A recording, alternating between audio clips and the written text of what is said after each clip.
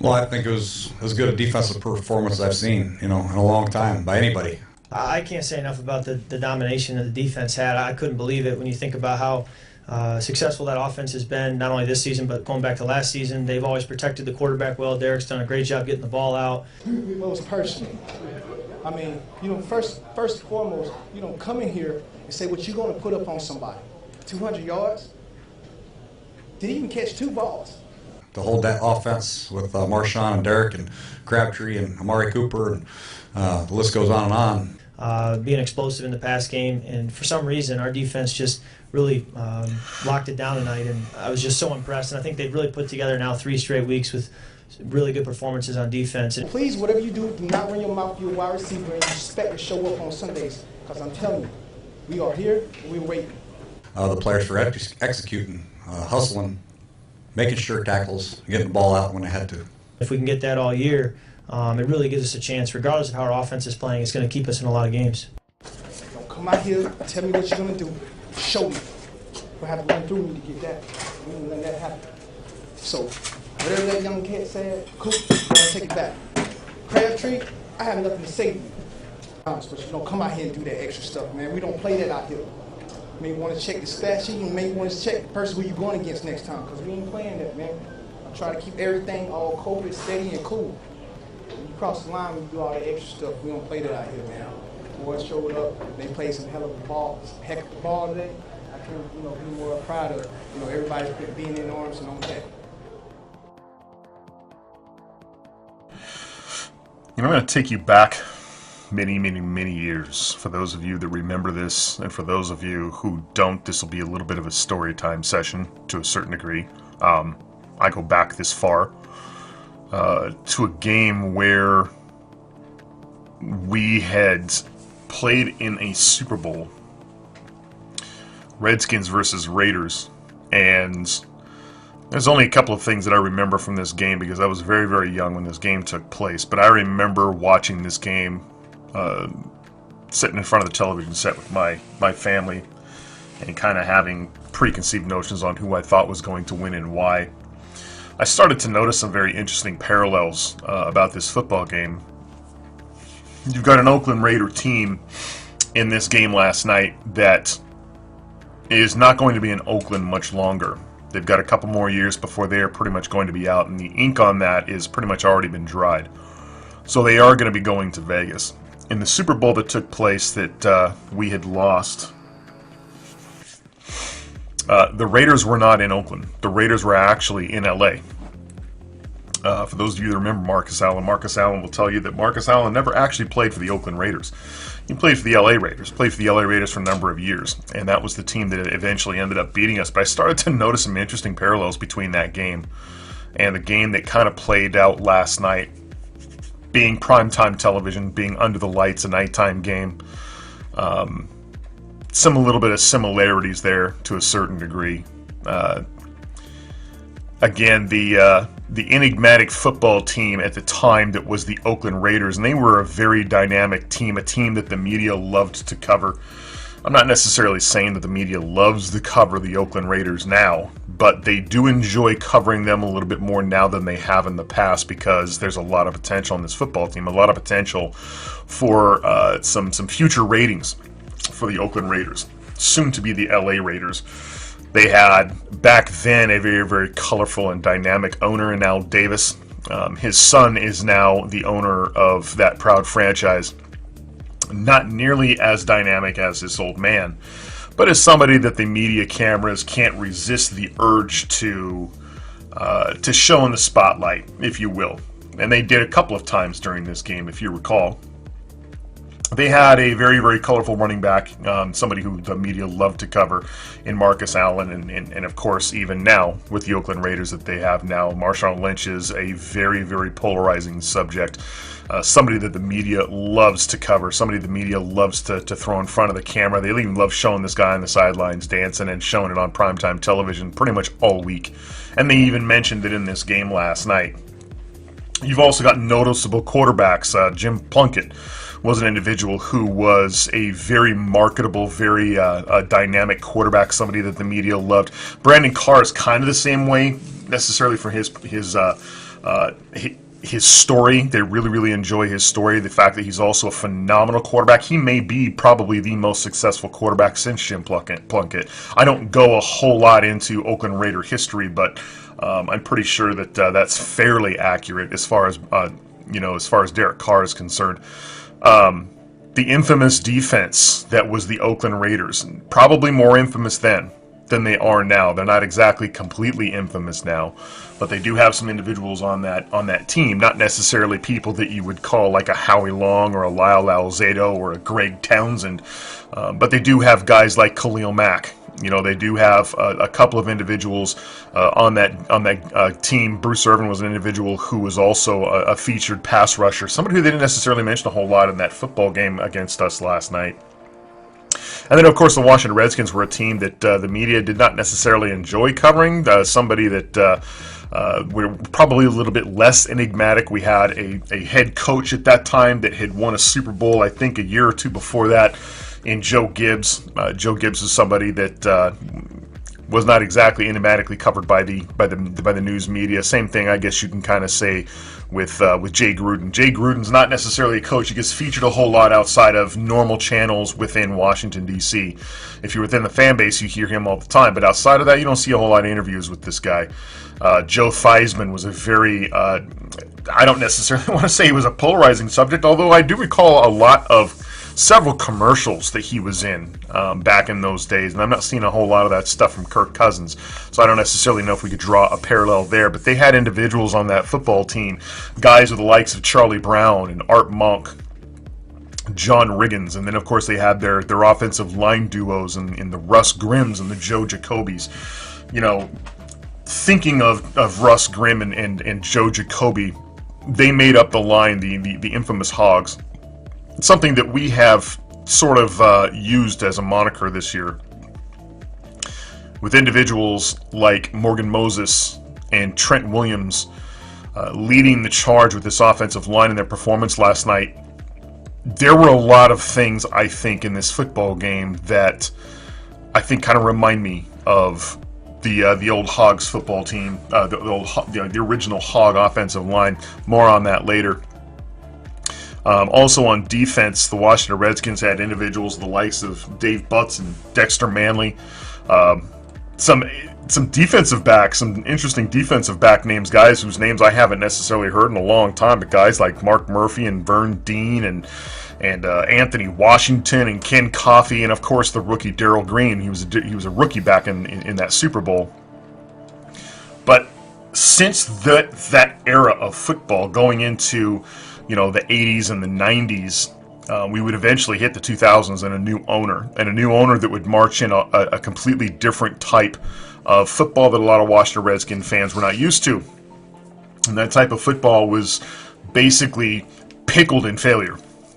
We have had countless of primetime football games where we had a performance fairly similar to what the Oakland Raiders produced last night.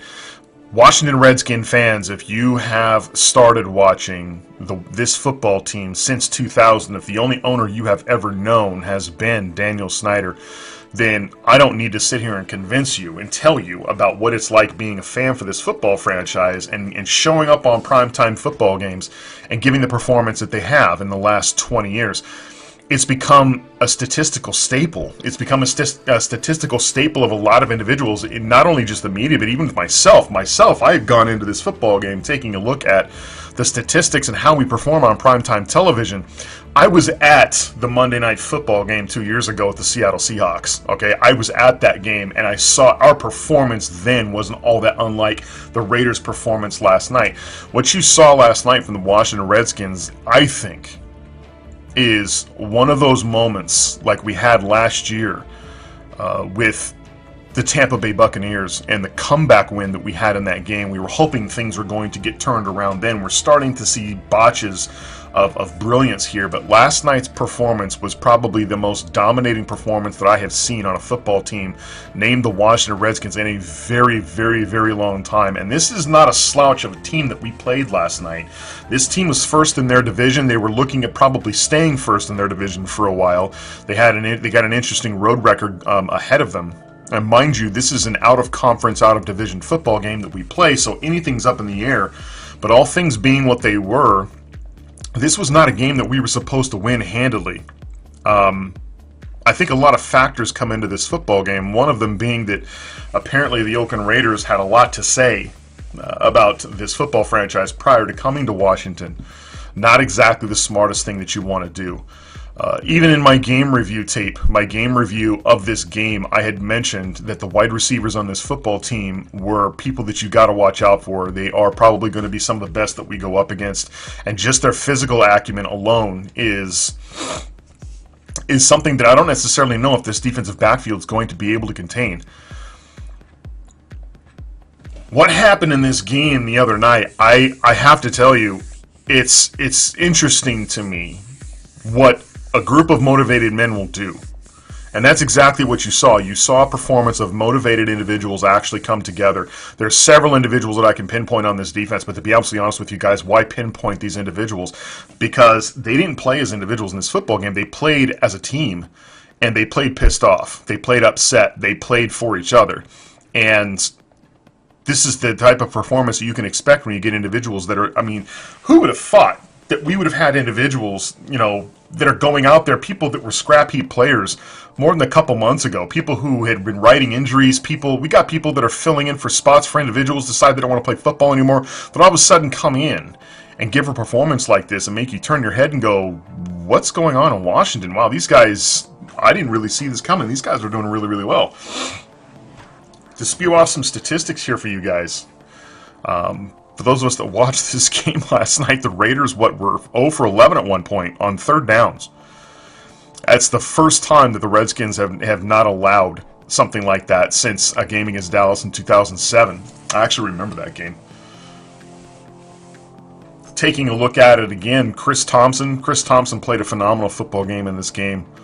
Led the team in rushing, led the team in receptions. The guy had over 150 yards pretty much receiving, which basically he kind of dwarfed by over 100 yards his original PR in that department by 57 yards. He was 57 yards was his first original best.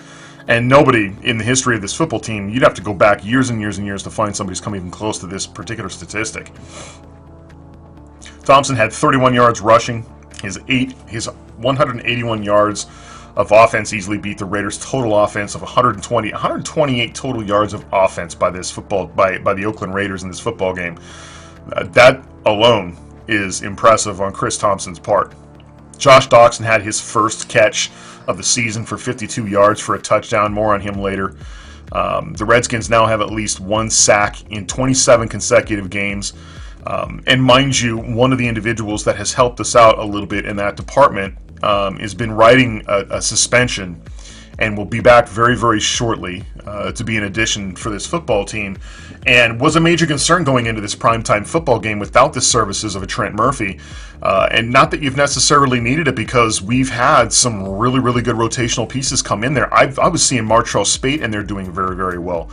I'm going to bring up the defense right now, kind of going into that whole spectrum. Martrell Spate saw a lot of playing time. We saw some very, very great good tackles by individuals. Of course, Zach Brown did really, really good on this in this game. Some hits that he had that were actually phenomenal. Some bone rattling hits. And speaking of bone rattling hits, there's the big hit by DJ Swearinger. It's the DJ Swearinger hit is a hit that I can identify with immensely. Being a safety coming in out of nowhere, out of a blind side, with a full head of steam and knocking the crap out of a running back who's draped all over defensive players and doesn't necessarily see it coming. That hit on him brought back memories, flashbacks of earlier playing years by myself. And the funny thing is that on one-on-one, there's no way that a running back is going to take a hit like that from a safety. But that's not the point. The point of the matter is that the safety is a part of the team, and if he can come in and knock the stuffing out of a running back, he's going to take it. And I don't blame him for it. I do it 10 times out of 10 any day of the week.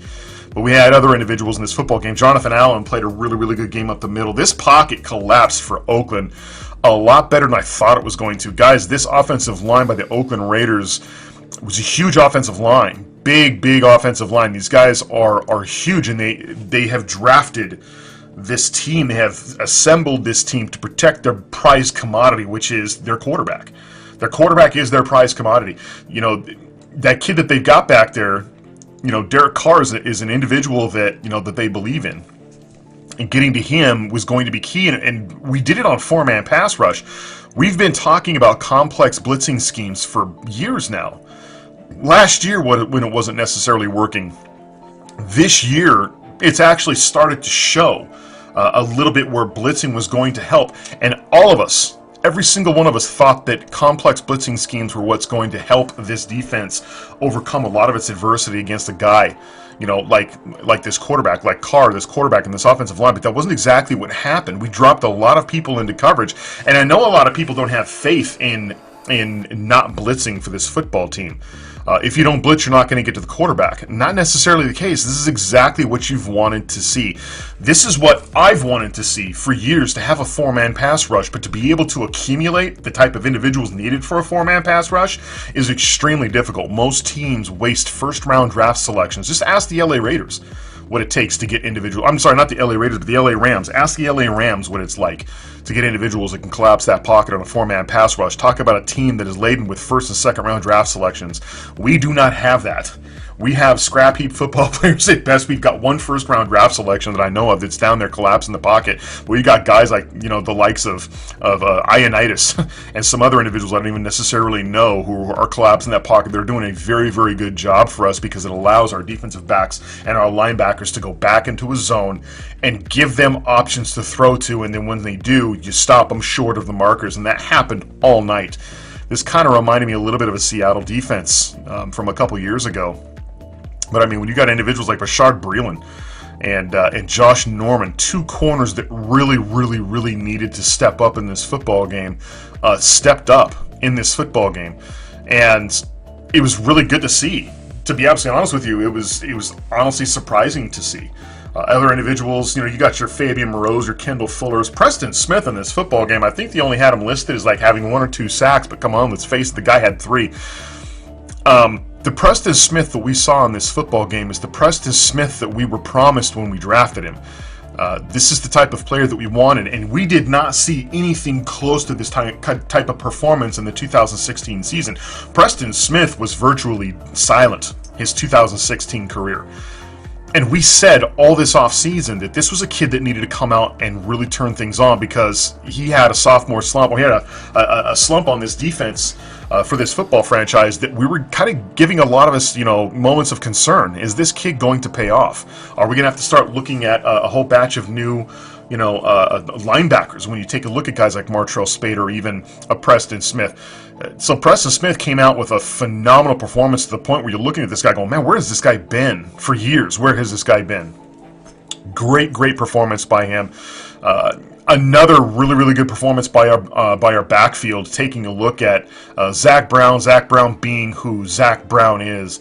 You've got other individuals on that football team, especially, since Mason Foster was basically in street clothes standing on the sideline, you had a lot of people stepping up and stepping in to fill that massive gap for us. Another point of major concern going into this game when they've got weapons like the ones that they do. And that's just on the defensive side of the football. The offensive side of the football, some of the things that I wrote down in my notes that I'm kind of interpreting for this particular show, the offensive line, a lot of these games, as we know, are won and lost in the trenches.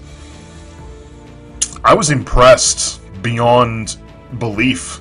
It's not that often I'm impressed when it comes to a combined effort by any team that the Washington Redskins have put together.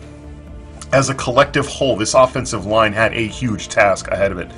a massive task ahead of it, because this team came in with some really, really good defensive line help. They had two really, really powerful, really good outside edge rushers, one of those guys being a defensive player of the year. Phenomenal talent, going up against a guy that, let's face it, week one against the Philadelphia Eagles looked like a child. An injured child who was hobbling along, getting beat around the outside like you wouldn't believe. And how in the hell could Zach Brown have seen Morgan Moses coming? One of the biggest mismatches in this football game we saw was probably going to be from these two individuals, and a lot of eyes were on Mack Brown and Morgan Moses. And I got to tell you, Morgan Moses probably put together the best performance that I've ever seen him put together in his career. This is by far, and he's put together some pretty good performances, but this guy he went up against, if you can put up these kinds of numbers, you can put up this type of protection, and if you can hold off a guy like Mack Brown the way that Morgan Moses did, and mind you, he wasn't able to hold him and contain him the whole time. You're not going to against a guy like him. There's no way you're going to be able to hold a Mack Brown down the entire game. He's going to have his moments because he's that good. But the overall performance, the overall encompassing performance of Morgan Moses in this football game, this is going to be those things that he's going to write home and tell his grandkids about. This is a great performance on his part. Physical game. I said that in my preview, that this is going to be a physical defense that's going to smack you in the mouth, and they're going to try to overpower you physically. They've done it in their last two games. The only problem is that when the team that you're playing against is probably more pissed off and wants to smack you harder, this is what ends up happening. This offense, especially this offensive line, they fought this whole time. This has been one of those games where we've seen a tremendous amount of protection in the pocket for Kirk Cousins, and this is the type of performance you want to see out of Kirk Cousins. Given said performance, you want to see Kirk Cousins become a lethal quarterback if given time, and that's pretty much exactly what happened in this football game. Short passes, short developing passes, a lot of passes going through his progressions, getting the ball to one of his favorite targets in either Jamison Crowder or Chris Thompson out of the backfield. Just a phenomenal performance.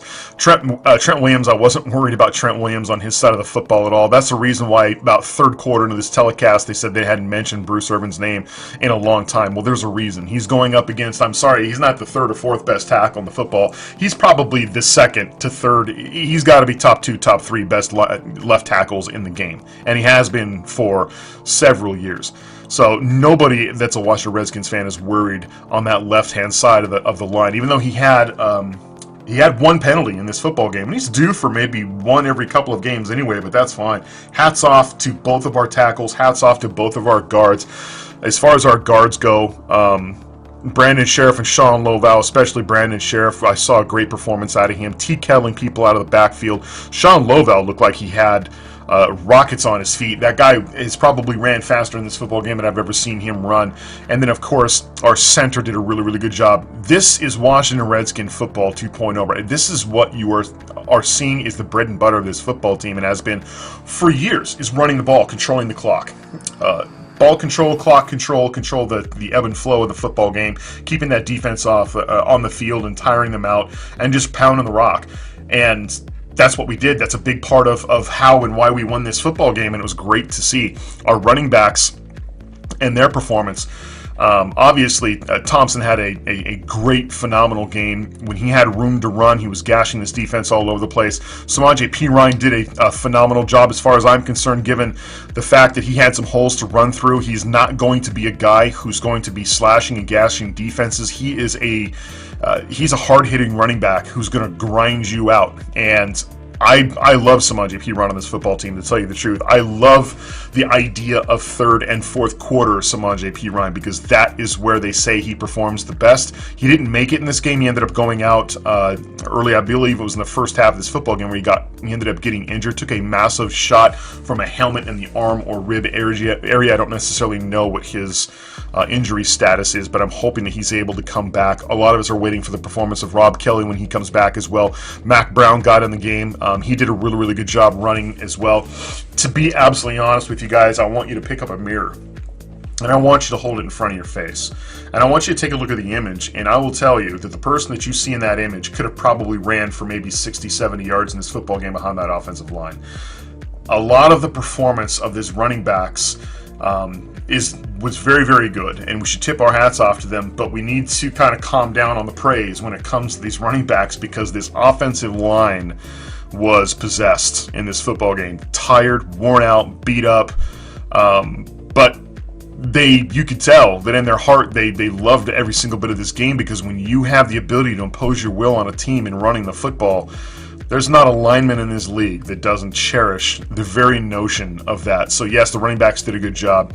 Offensive line did a phenomenal job. Wide receiver core with no Jordan Reed, this was a major concern, not having him as a target, and we were all just kind of taking a look at guys like Jamison Crowder, and that's pretty much it. Jamison Crowder, maybe Thompson out of the backfield, and who's going to step up this game? Who's going to give us something to write home about? Terrell Pryor only had 2 targets in this game, and honestly, that's fine because we were running the ball so well. Actually had 4 targets in this game. He only came down with 2. I'm going to have to go back and kind of take a look at the Terrell Pryor situation.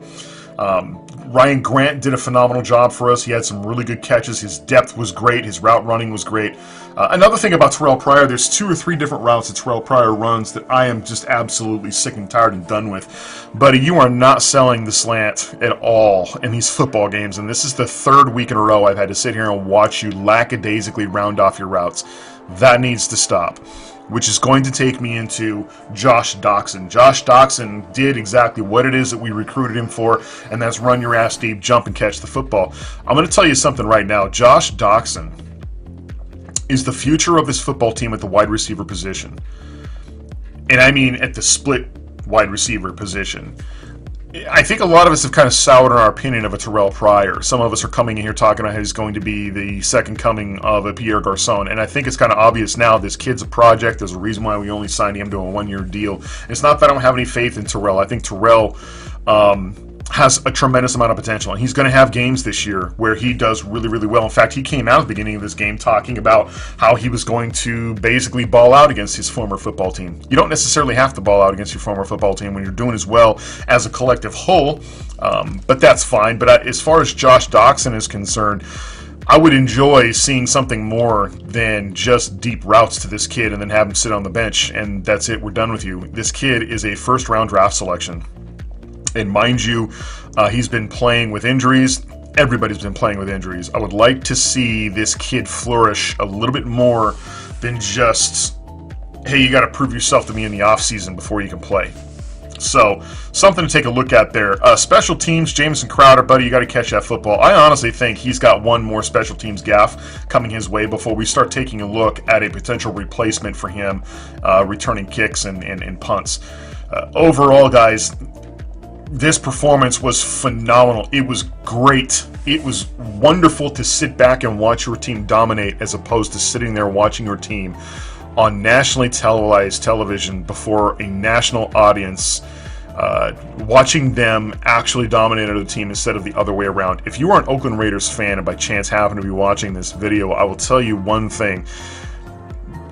You've got a great football team. You guys are going to go a really, really long way. I wouldn't necessarily worry too much about what happened in D.C., but there's a lot of fans for Washington that know exactly how you feel in the performance of your football team. We've been there for years. And I mean by years, I mean by 20 years we've been there. Putting forth primetime performances like what we saw last night from Oakland. And it's frustrating. It's extremely frustrating to go in and watch those types of performances from your team. And what did I say about the Oakland Raiders traveling well? The Oakland Raiders travel well. There's a lot of Oakland Raider fans that are in the stands that night. But as far as a football franchise, this is a huge, huge victory for us. Going into pretty much the future of our schedule, this is a big win. This is a big pickup, something that you definitely want to see because we've got a rough road ahead of us. We're going to be on the road against the Chiefs. It's going to be hostile territory. The last time I recall playing the Chiefs was in Washington, and that was the infamous game that got snowed out, and there were probably, maybe 30 or 40 fans in the stands, something that they love to gloat about with the media. Huge, huge, abysmal performance by the Washington Redskins, and right now both teams are considerably different since the last time that they watched. Definitely looking forward to that one, and then we've got the Niners, Eagles, and Cowboys. We'll be getting done with the Eagles game really early this year. That's a game that a lot of us Redskin fans, if we're able to do really, really well these next 2 weeks, it's going to be a big game for us coming back against a 2-division set. Looking at the Eagles-Cowboys, something that kind of brings hope to your heart. So hopefully we're able to keep up this performance. This is a huge slingshot for us, a huge catapult going into, what is this, week 4 already? Yeah, this is week 4. Going into week 4 against the Kansas City Chiefs, and Kansas City looks really, really good. Kansas City looks tough. I'm going to have to go through and preview the Kansas City Chief football team. That video will be coming out probably Friday. Again, I will be doing another watch party on Rabbit for this last game with the Oakland Raiders. I'll be getting through that at about 6 o'clock Pacific Standard Time. That's Eastern Time, 8 o'clock. So take a look at that if you guys want to log in and check me out. I got 1 or 2 people that like to show up to those things. If you guys continue to show up, I'll keep doing it. And we'll try to get through that in about 2 hours and knock that thing out. And then, of course, today, tomorrow, and the next day, I'll be going through Chiefs film and giving out another video for Friday. So post your comments down below on your thoughts on this football game and how it made you guys feel to actually post a huge, huge win in dominating fashion by the Washington Redskins. We end up winning this in 27-10. Hope to see more like this. To be absolutely honest with you, it's a great, great feeling. I'm used to coming on here and giving much more negative reviews, but how can you? When you put forth this type of effort, it's really good to be counted amongst one of the dominant teams for a week. So until next time, guys, this is going to do it for me. I'm your host, Burgundy Fly Guy, and we'll catch you all next time. And remember, us fans, the twin feather, we ride together. We'll catch you all next time.